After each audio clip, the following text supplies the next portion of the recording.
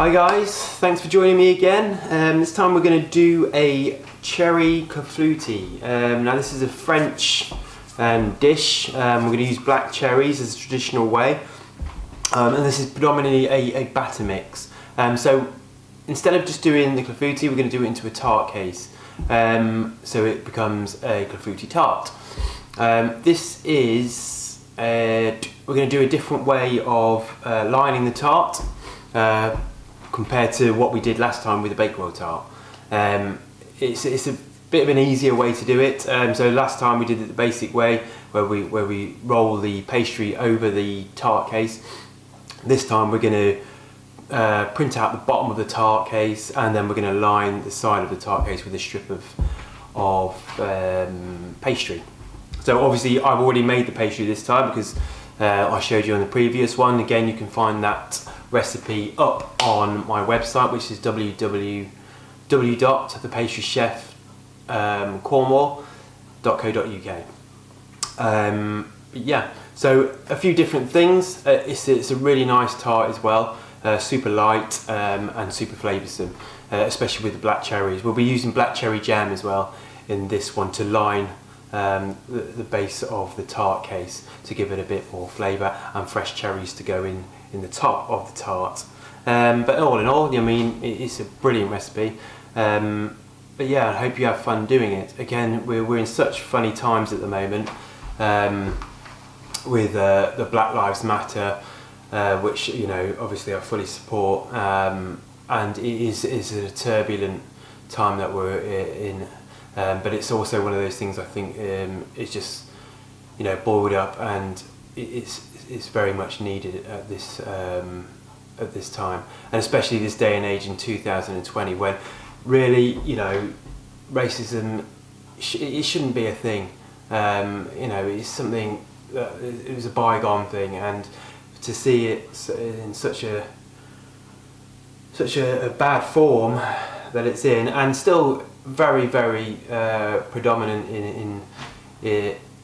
in the world, in this country. I mean, I live in a little corner in Cornwall. I'm lucky that I don't see a lot of it. The reason why I moved down as well is because of that reason, but I know it's still here, and you know, I still walk into pubs, maybe not my locals, but in certain pubs around, and I still have to check to see who's staring, who's doing this, who's doing that, which is bad, you know. And more so for my kids. I don't want them to sort of bring, you know, grow up in this sort of world, in this sort of day and age where they should feel free and not feel that they're going to get racist abuse or stigmatised because of the colour of their skin. But anyway, enough of that. Let's get on and cook, and let's celebrate unity. And hopefully we're going to get some good out of this this lockdown and what's going on at the moment. So hopefully something good will come out of it. But anyway, enjoy the cook. It's a good one, and let me know what you think. Again, if you like this video, please like, subscribe and share, and I'll be most grateful. All the best. Okay, right, so we're going to line the tin first. Before I go on to the ingredients, what you need for the clafoutis, this pastry recipe is available on the website. It's quite an easy process as well. So a bit of flour on there, a bit of flour on my rolling pin. And again, I'm going to roll to the ends to make a circle.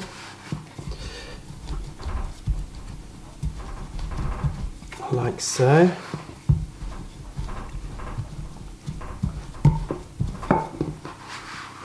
So other than like before, I've let my pastry come up to room temperature. Well, just under. It's still cold because obviously you don't want it warm.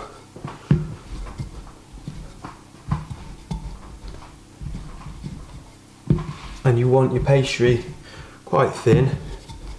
Maybe a thickness of a 10 pence piece. Okay. And again, I've split my pastry up into two lots. One for the base, and one so I can create a ring or a band. Okay. So just make sure that's not stuck, which it's not. That's quite nice. Okay, so I get my pastry ring. So that is 10-inch. Looks a bit bent, but yeah, that's a 10-inch. So, and all I'm going to do is press into there. Okay. So I've made my pattern, and then from there I'll take that off, put that aside because we can reuse that, and then I'm going to just place that here. Bring my tin over. Make sure, so I've lined a tray, a baking tray, with a bit of grease proof, and then we're going to plonk that in there like so. Yeah, my ring is slightly bent. Must have been the dishwasher. Right, anyway, so that's in there. Just make sure it goes up to the edge. Not too, it doesn't have to be super tight, because obviously when we put a band round, that's going to seal that. We'll milk wash that around the edge. Right, so this time to do the ring part, it has to be roughly, I think, 50 centimetres. Unfortunately, for me, I don't have a ruler. So I'm going to do the guessing game, but it'll be fine. So yeah, this time, as you see, I'm not rolling out to the edge, because I want to get a more rectangular line. Okay, get a nice long piece, because I could do it in two parts, just do one half and then another half, which I think I might do, just to make sure I've got a good length and it's not too thin. Work out very well. Okay, so there you go. I'm going to go, yeah, I'm going to go with the two pieces, and that's more than long enough, methinks. So I will get the cutting device. And again, so at the moment it doesn't matter if it's going to overlap slightly, because we're going to trim that bit off, but you need to cut nicely and straight. As you can see, I'm not sliding my knife through, because there's no need, and you get a better finish by doing it this way. Okay, so I'll do this like thus.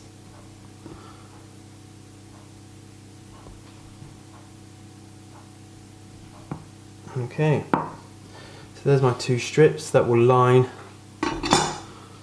my pastry case when I'm ready. Okay, so what I've done pre this, I put my pastry around and just measured out roughly the fit that it's going to be needing. So all I'm going to do now is I'm just going to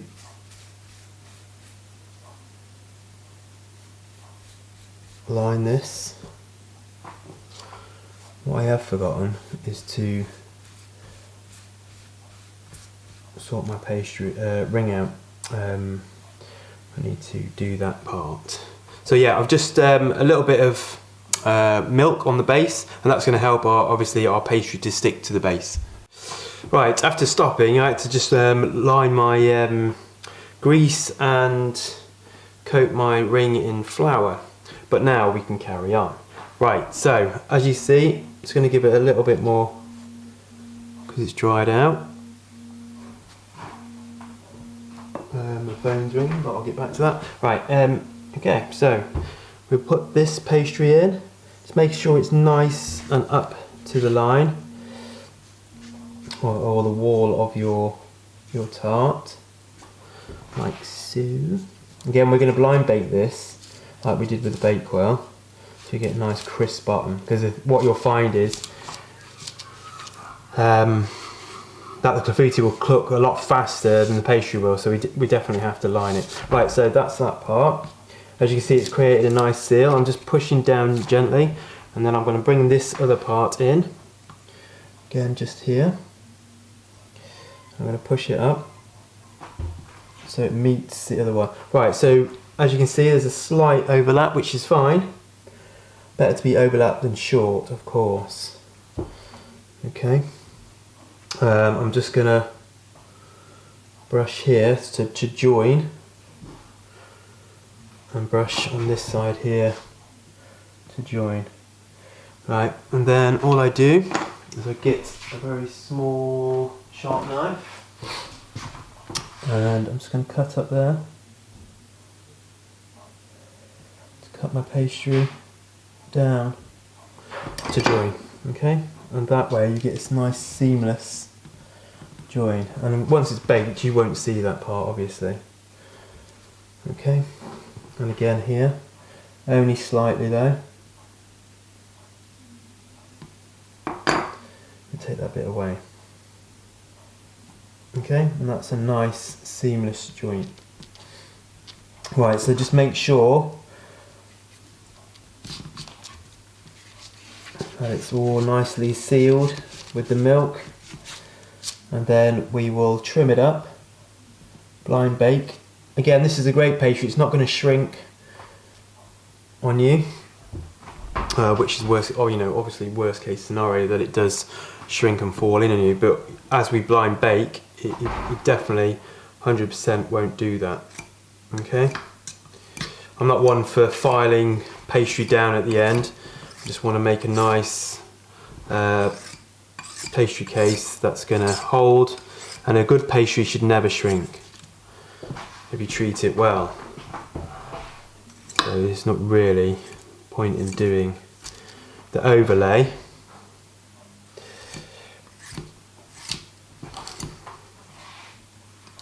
Okay.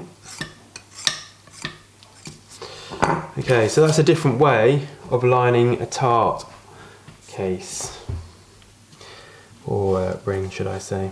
Okay, so that's nice and done. So what we're going to do, again, I'm going to fill it with cling film and rice, and we're going to blind bake it. Right, so here you see I've done about 4 sheets of cling film in a sort of crisscrossy way.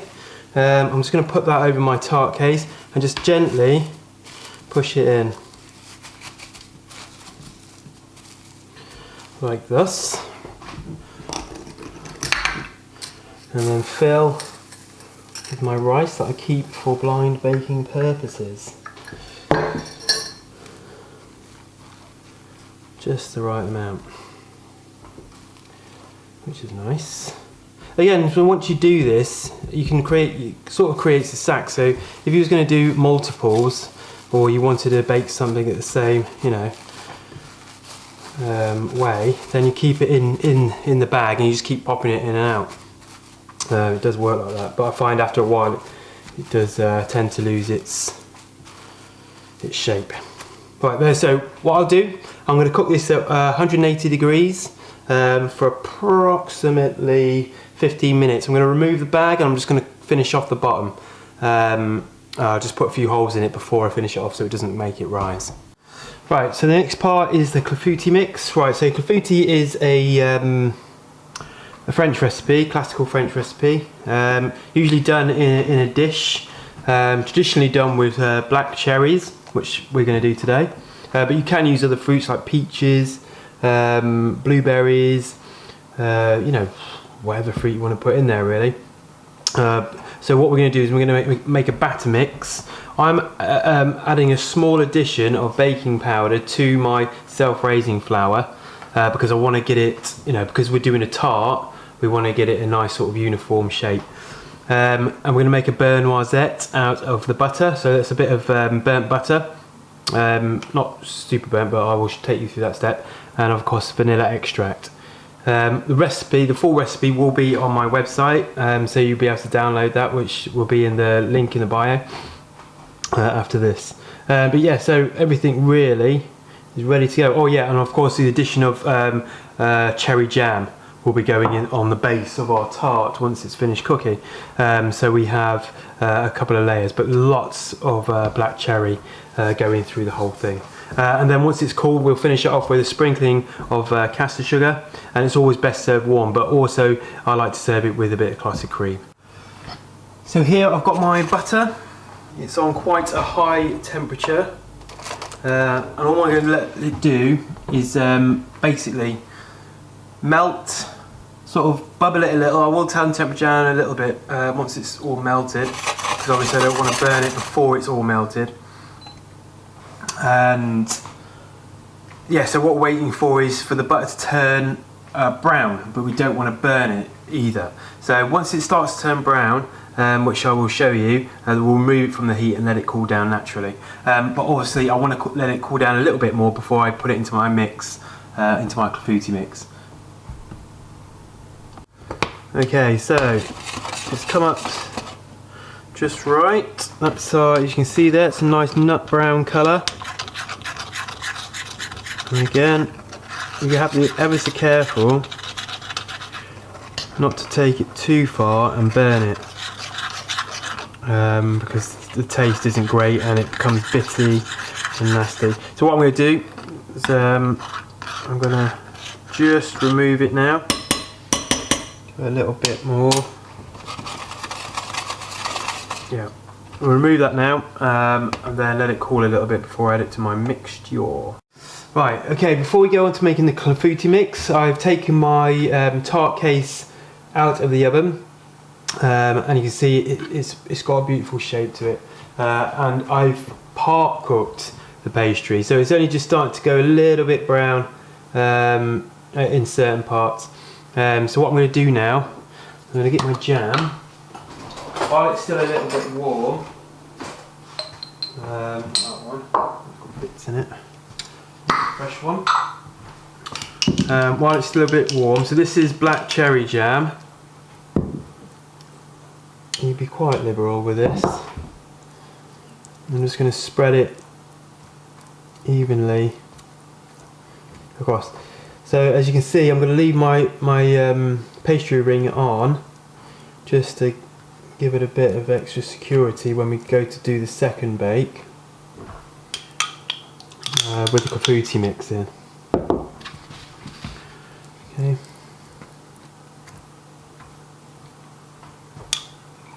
Got all my ingredients ready for the clafoutis batter.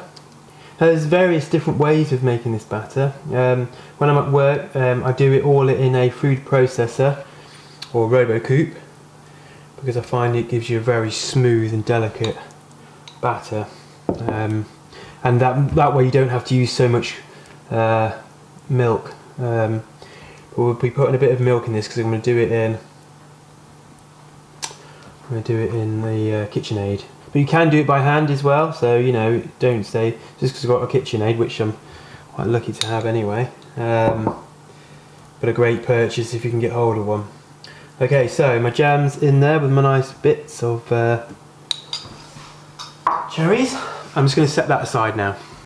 Right, so we're at the clafoutis stage. What you're going to need to do is just preheat your oven to 180. That's warming up. So I have black cherries here. Now I haven't got any kirsch, but usually you could mix a bit of sugar, or just soak them in the kirsch, just to soften them up and give them an extra bit of flavour. But unfortunately I don't have that luxury here. So I'll be going in as, but what I might do is before I throw them into the mix, I'll just coat them in a bit of sugar and then I'm going to drop them in. Right, so first off, we're going to crack the eggs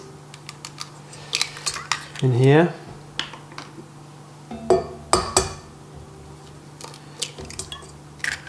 With our sugar.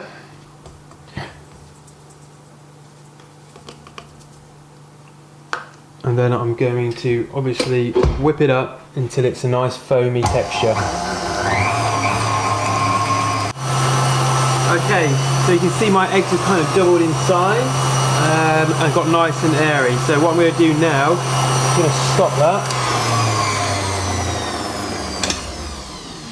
lift that up, and I'm going to put in my flour, my sieved baking powder. I'm just going to start moving that around. This is where we're going to make our batter mix. I'm then going to add my butter. I do this a bit of time, so it's a nice loose batter mix, and it is a batter mix.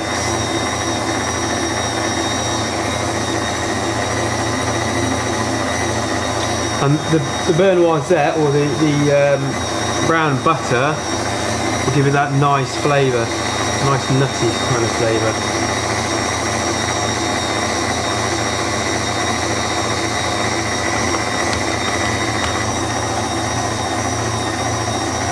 Okay. Mix in, and then I'm going to add my vanilla.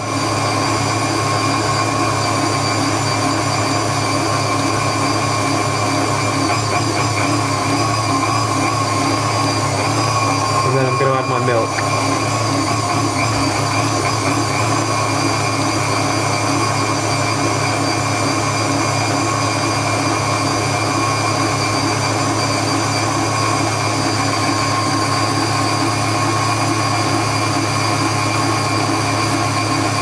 Okay, all done.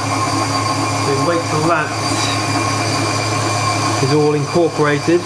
Give it a last little burst.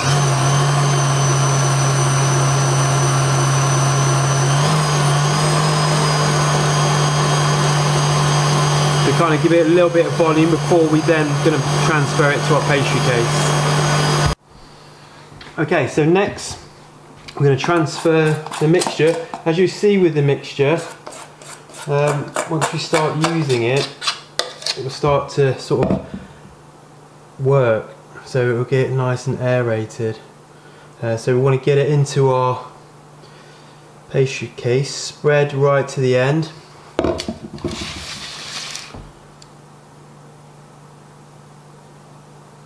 Covering all the jam. Try not to let the jam poke through, because we're going to put our cherries all over the top.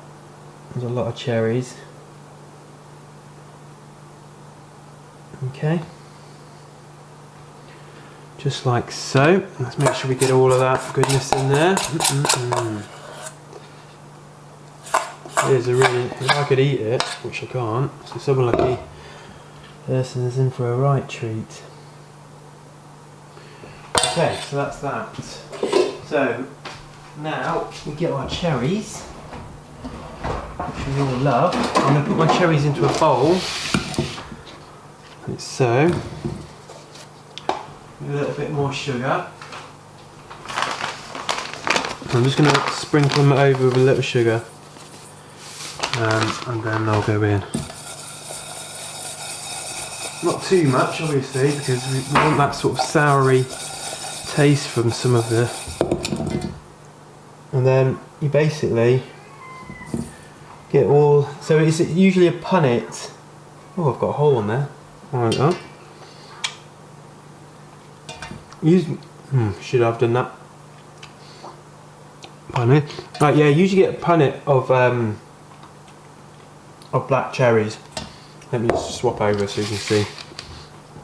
A punnet of black cherries we usually do for a top of your clafoutis. And again, just spread them far and wide, close together, how you like, upside down, not upside down. It's up to you. Right, so I've managed to squeeze most of them. I've got a couple left, but I'll eat them. And now I'm going to cook this at 180 for roughly 20 minutes or so. But I'm going to check it. It may need longer, but I'll let you know as soon as it's baked, and we'll get it out of the oven. So it's out of the oven. I did it around 30 minutes. I did turn the temperature down to 160 once it sort of got its colour. So with the clafoutis, it will sort of puff up and then sort of sink back down a bit, but not too much. But yeah, I'm quite happy with that, and the results have been pretty good. So what I'm going to do at this stage is allow it to cool, but allow it to cool I take removing the pastry ring, which hopefully with a bit of I need a little knife. There we go. Now cut around there, because I think, you know, when the milk also touches, there we go, when the milk touches the ring part, there's a tendency to stick, but there you go. Okay, so there's your Clafoutis tart, and then what I'll do is I'll wait for it to cool down completely. We'll cut a slice, and I've got some clotted cream there, so we'll take a nice picture and you can see the end result. Right, that's it for the bake.